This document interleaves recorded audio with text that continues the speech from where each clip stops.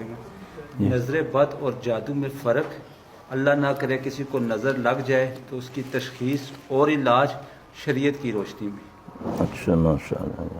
یہ اکثر کویسچن کیا بھی جاتا ہے اور اکثر دیکھا ہے کہ نظر بد کے جو مریض ہیں نا وہ جادو کے چکر میں رہتے ہیں۔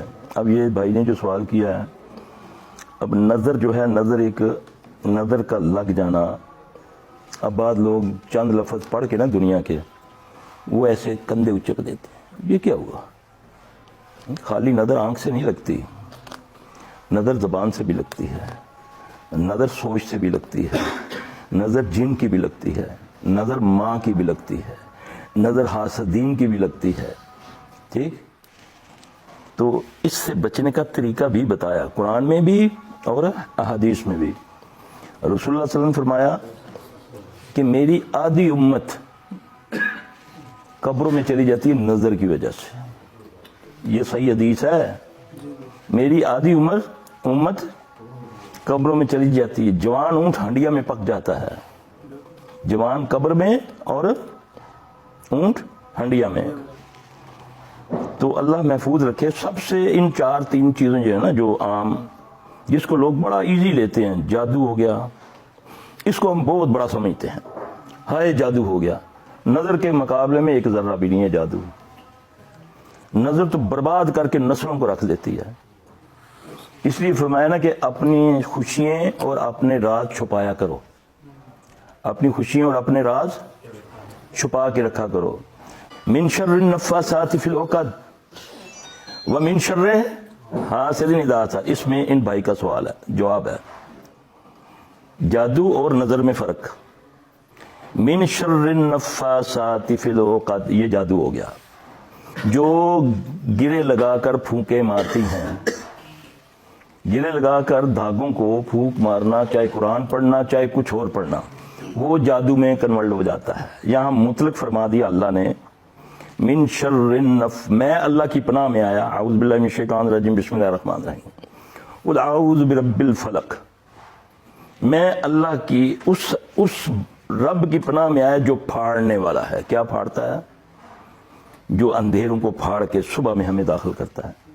کتنا بڑا رب ہے کوئی اور دنیا میں ہستی جو رات کو دن میں بدل دے؟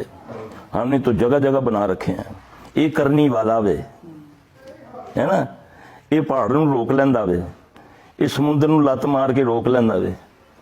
اب کراچی سارا ڈبا روکیا کسی نے، عراق کا بیڑا غرق کر گیا امریکہ 4 ٹینکوں کے ساتھ،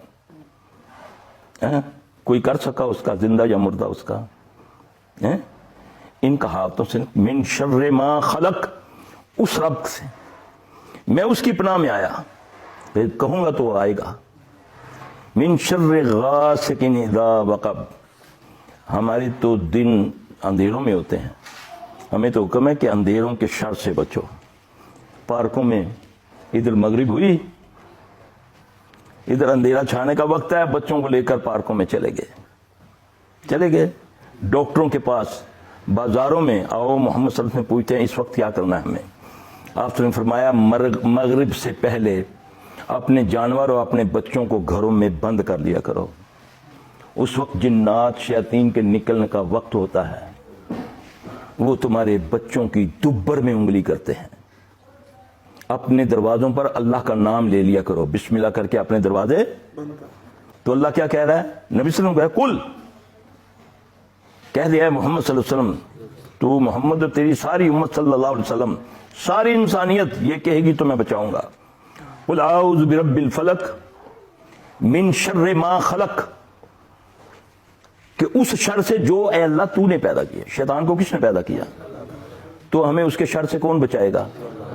جب میں یہ کہوں گا من شر ما خلق ومن شر غاسق اذا وقب، اندھیروں کے شر سے، ہے نا، من شر النفاثات فی العقد، جو میں اس کی پناہ میں آیا جو پھونکے مار کے گرے لگاتی ہیں، یہ اللہ کہہ رہا ہے۔ تو ہم جاتے ہیں فلاں مفتی کے پاس جو گرے لگا کر دھاگا دیتا ہے، جس دن سے دھاگا باندھا ہے ناف ٹھیک ہو گئی ہے۔ تیری ناف میں تو انگلی دی تھی شیطان نے کہ تیرا اس دھاگے پر، اس مفتی پر ایمان آ جائے، کہ اس کی وجہ سے میری ناف ٹھیک ہوئی ہے. یہاں اللہ کہہ رہا ہے کہ تو یہ کہہ ہے کہ میں ان کی پناہ میں آیا جو گرے لگا کر پھونکے مارتی ہیں. من شر النفاثات فی العقد ومن شر حاسد اذا حسد. میں اللہ کی پناہ میں آیا جو حاسد ہیں. یہ نظر حسد سے لگتی ہے, نظر پیار سے لگتی ہے, نظر اپنی لگ جاتی ہے. بس ٹائم آدمی کے دماغ میں شیطان ڈالتا ہے یار آج تو بڑا زبردست بولا ہے, تم نے ماشاءاللہ نہیں پڑھا, تم نے یہ نہیں کہا ماشاءاللہ لا قوت الا باللہ. کیونکہ ایک آیت قرآن کی سمجھ کر پڑھو تمہیں 700 نوافل کا ثواب ہے. اللہ کی قسم یہ نبی صلی اللہ علیہ وسلم کا فرمان ہے.